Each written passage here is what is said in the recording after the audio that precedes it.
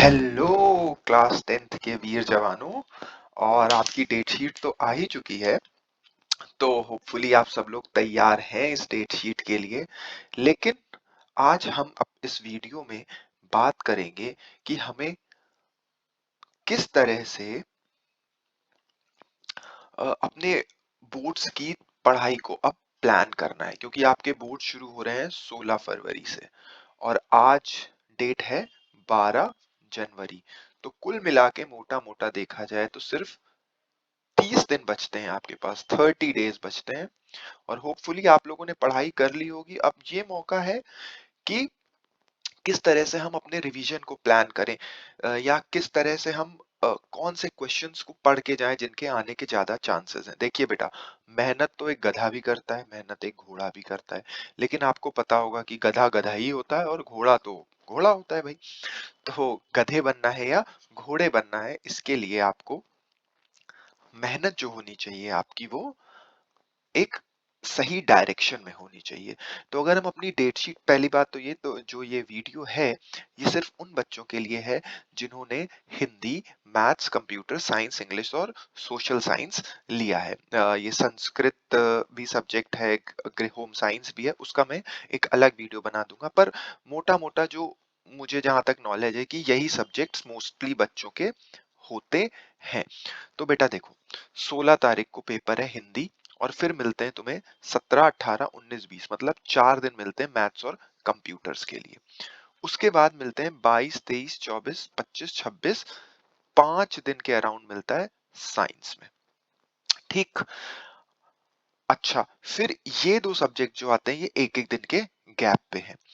तो तैयारी किस तरह से होनी चाहिए? अभी सबसे ज्यादा फोकस किस पे करना है? सोशल साइंस पे।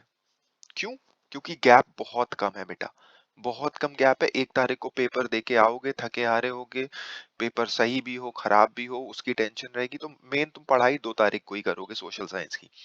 तो कोशिश करो सोशल साइंस जितना अभी कवर कर सकते हो उतना कवर करो। उसके बाद ये इंग्लिश भी है, देखो इंग्लिश में भी सिर्फ 28 फरवरी का ही गैप है।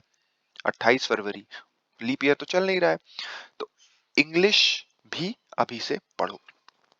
साइंस को आप छोड़ सकते हो। साइंस में कोशिश ये करो कि जो समझने वाले चीजें, जैसे फिजिक्स, अब केमिस्ट्री में तो काफी कुछ याद करना है, फिजिक्स अपनी थोड़ी अभी से पक्की करते चलो। जैसे कि वो ओम्स लॉ वाला चैप्टर है, या वो ऑप्टिक्स वाले जो चैप्टर हैं, लेंस और क्या कहते हैं, मिरर वाले चैप्टर, इन सब के न्यूमेरिकल्स कर लो। थ्योरी भले तुम छोड़ सकते हो, क्योंकि यहाँ काफी टाइम है, थ्योरी हम रट लेंगे, और थ्योरी लास्ट डे भी पढ़ी तो हम जाके आंसर उसका लिख सकते हैं।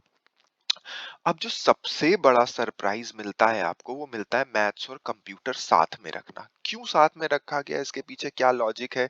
3 मार्च को ही पेपर क्यों खत्म करना था, ये भगवान जाने। अरे भाई 5 मार्च को कंप्यूटर करा देते, क्यों 2 पेपर साथ में देने हैं? पता नहीं क्यों। तो खैर, अब दे दिया है तो अब क्या हम लड़ाई तो कर नहीं सकते हैं जाके सरकार से। तो अब ये जो मैथ्स और कंप्यूटर है बेटा, इसको आप side by side daily, maths को भी आप कम से कम 1.5 घंटा दीजिए, 90 मिनट्स दीजिए, और कुछ नहीं करना है, बुक नहीं उठानी है, सिर्फ जो क्वेश्चंस आए हैं उनको पढ़ना है, और अगर कोई क्वेश्चन फंसता है तब जाके बुक खोलनी है। तो अनसॉल्व्ड है, या जो क्वेश्चन पेपर सेट्स जो मिलते हैं हमें, उनको सॉल्व करते जाना है। और जहां पे जो क्वेश्चन, सपोज आप क्वाड्रेटिक का कोई क्वेश्चन नहीं सॉल्व कर पा रहे हैं, लेट्स से कोई क्वाड्रेटिक का क्वेश्चन, तब आप बुक खोलिए और देखिए कि भाई क्या कंसेप्ट हमें नहीं याद है। क्योंकि अब आप बुक खोल के अगर पढ़ना शुरू करेंगे तो बुक में तो क्वेश्चंस का समुंदर है, उसमें आप टाइम भी वेस्ट करेंगे और आउटपुट भी कम मिलेगा। और ये अनसॉल्व्ड जो क्वेश्चन आप सॉल्व करेंगे, इससे आपके दो फायदे होंगे। एक तो आपका रिवीजन होता जाएगा और आपकी आदत पड़ती जाएगी क्वेश्चंस को सॉल्व करने की। सपोज आप एक चैप्टर लगा रहे हैं क्वाड्रेटिक, क्वाड्रेटिक का पहला क्वेश्चन, दूसरा क्वेश्चन, तीसरा क्वेश्चन, कई सारे आप क्वेश्चंस करते ही जा रहे हैं, करते ही जा रहे हैं, तो वो फ्लो में आ जाती है। लेकिन पेपर तो ऐसे नहीं आता है, पेपर तो आता है, एक क्वाड्रेटिक का क्वेश्चन होगा बेटा, उसके बाद सपोज ट्रिगोनोमेट्री का क्वेश्चन दे दिया, उसके बाद कंस्ट्रक्शन का क्वेश्चन दे दिया। तो ये वाली जो प्रैक्टिस है ना, दिमाग को स्विच करना है बार बार। अच्छा, क्वाड्रेटिक पढ़ा, फिर ट्रिग्नोमेट्री का क्वेश्चन किया, फिर कंस्ट्रक्शन किया, फिर मेंसुरेशन किया, तो ये चीज आपको कहाँ पेपर्स में मिल जाएगी, जो भी आप पेपर्स लगाएंगे। ठीक। अच्छा, कंप्यूटर्स, कंप्यूटर्स में क्या पढ़ना है? कंप्यूटर्स में आपके 3 या 4 चैप्टर तो प्योर थ्योरी वाले, वो आपने पढ़े ही होंगे, उसके नोट्स वोट्स बनाए भी होंगे आपने, तो वो आप छोड़ सकते हो। समझना क्या है, वो जो कन्वर्जन होता है बाइनरी से डेसिमल में या डेसिमल टू बाइनरी, ये कन्वर्जन होता है, ये समझना है। और थोड़े प्रोग्राम्स, एक प्रोग्राम डेली प्रैक्टिस करो, 30 प्रोग्राम एग्जाम तक तुम्हारे प्रिपेयर हो जाएंगे। एक प्रोग्राम प्रैक्टिस करने में मुश्किल से 10 से 15 मिनट लगेगा। एक प्रोग्राम डेली प्रैक्टिस करो, ठीक है। तो 30 प्रोग्राम अगर आपके तैयार हो गए, तो एक तो आपको लॉजिक समझ में आने लगेगा, और अगर कोई क्वेश्चन बहुत कठिन आ जाए तो भी आप उसको वहां पे टैकल कर लोगे। तो साइंस की बात हो गई, इंग्लिश और सोशल साइंस तो पढ़ना है, डेली पढ़ना है। और हिंदी, हिंदी मैं कहूंगा ये आप अगर चाहो तो आप हिंदी को उठाओ 10 तारीख को, 10 फरवरी से या 11 फरवरी से, सपोज 11, 12, 13, 14, 5 दिन भी हिंदी के लिए बहुत ज्यादा है। एक बुक चलती है आपकी, 260 पेजेस है उसमें अराउंड।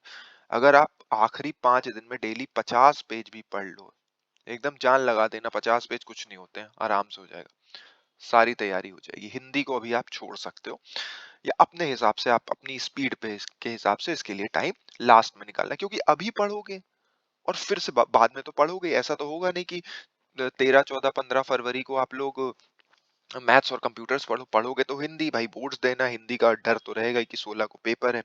और इस बार वैलेंटाइंस डे मत मनाना, अपने बाबू सोना को 4 मार्च को तुम लोग वैलेंटाइन गिफ्ट देना, ठीक है, या 3 मार्च को ही पेपर खत्म, फिर वैलेंटाइन मनाना अपना आराम से, अभी मत मनाना।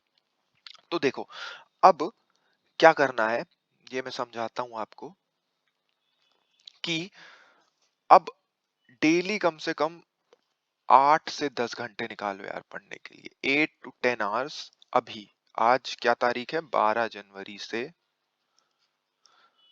10 फरवरी तक 8 से 10 घंटे निकालो डेली पढ़ने के लिए, ठीक। और कैसे पढ़ना है, किस पे फोकस करना है, इंग्लिश और सोशल साइंस पे बहुत, एटलीस्ट 2-2 घंटे आप दोनों सब्जेक्ट्स को दीजिए। इंग्लिश को अब आप रात में पढ़ते हो या दिन में पढ़ते हो, ये आप पे डिपेंड करता है। 2 आवर्स इंग्लिश की स्टडी करिए, 2 आवर्स आप सोशल साइंस की स्टडी करिए। इसमें भी आपका मतलब क्या, हिस्ट्री होता है, सिविक्स होता है, हिस्ट्री है और सिविक्स है, ज्योग्राफी है। ज्योग्राफी का मैप बहुत इंपॉर्टेंट है इस बार, रिवर्स वाला, वो जरूर पढ़ना, डिटेल बनाऊंगा मैं वीडियो सब पे। और इकोनॉमिक्स है। 4 सब्जेक्ट्स हैं, तो दिन बांट लो कि एक दिन 2 दिन हिस्ट्री पढ़ेंगे, 2 दिन सिविक्स, 2 दिन ज्योग्राफी, 2 दिन इकोनॉमिक्स, 2-2 घंटे सोशल साइंस और इंग्लिश। अच्छा, और अब ये तो आपका फिर कवर हो जाएगा, काफी कवर हो जाएगा। हिंदी आप अभी छोड़ रखो, हिंदी छोड़ दो, बचे टाइम में आप मैथ्स को दीजिए 1.5 से 2 घंटा दीजिए, 1.3 मतलब 90 मिनट से 120 मिनट्स आप दीजिए मैथ्स को, और कंप्यूटर्स को दीजिए आप इतना ही टाइम। तो ये तो 8 घंटे की आपकी पढ़ाई हो गई। जो बचते 2 घंटे हैं, जो 2 घंटे बचते हैं, उसमें आपको क्या करना है, जो भी पढ़ा है बेटा आज के दिन में, जो भी पढ़ा है उसको प्लीज रिवाइज करना, छोड़ना नहीं। कम पढ़ो पर रिवीजन जरूर रखो, रिवीजन बहुत इंपॉर्टेंट है, वरना पहली बार आप लोग एग्जाम देने जा रहे हो, अलग तरह का एक्सपीरियंस होगा, नर्वसनेस होगी, एंजाइटी होगी, और आप चीजों को भूलोगे। यकीन मानिए, ह्यूमन टेंडेंसी है कि आप चीजों को भूलोगे, और भूलने से बचने का सिर्फ एक ही उपाय है कि please please revise, please revise कीजिए इसको, और अच्छे से रिवीजन कीजिए। और अब बाकी क्या पैटर्न रहता है मैथ्स में, क्या पैटर्न रहता है कंप्यूटर में, इसके भी वीडियो धीरे धीरे मैं डालता जाऊंगा। तो अभी तो अपनी आप स्टडी इसी प्लान पे कर सकते हैं, क्योंकि आपको गैप साइंस और मैथ्स में ठीक ठाक, साइंस में तो बहुत गैप है, तो साइंस भी आप पढ़ो पर उतना नहीं। मेन दिक्कत आ रही सोशल साइंस और इंग्लिश में, ठीक है। और एक और बात, वैलेंटाइन डे मत मनाना इस बार, ठीक है, वरना पेपर हिंदी का फिर तुम्हारा कौन सा अलंकार निकलेगा ये तुम जानते हो। सो चलिए, प्लीज प्लीज स्टडी हार्ड, अच्छे से पढ़ाई कीजिए, 10th बहुत इंपॉर्टेंट है, और बहुत इजी है, बहुत प्लानिंग करके जाना है, अच्छे से पेपर लिखना है, राइटिंग प्रेजेंटेशन पे बहुत ध्यान देना है और सबके अच्छे नंबर आएंगे। So please take care, stay fit, खाने पीने का ख्याल रखिए, ज्यादा तला भुना मत खाइए, तबीयत मत खराब कीजिए, ठंड है बच के रहिए और खूब सारी पढ़ाई कीजिए।